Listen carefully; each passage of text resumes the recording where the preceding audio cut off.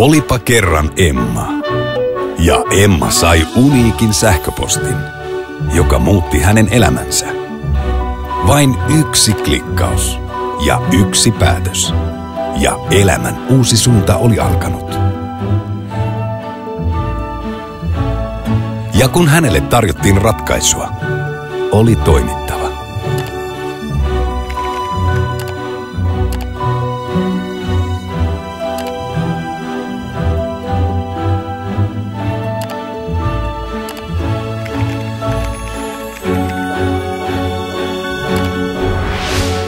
Eräänä päivänä Matin pesukone räjähti.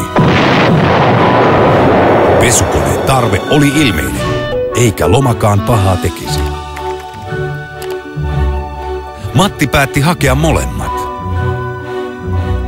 Etsiessään edullisia lentoja ja pesukonetta, hän tajusi ehkä saavansa enemmän kuin osasi kuvitellakaan.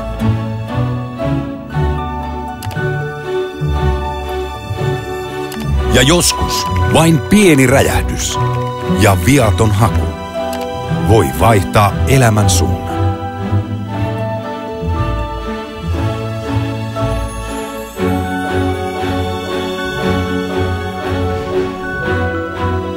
Jokaisessa paikassa, jokainen ihminen on tavoitettavissa juuri ratkaisevalla hetkellä. Ja joskus, kun ratkaisua tarjotaan eteesi, tietämättä, että etsit sitä, löydätkin jotain, mistä olet aina haaveillut.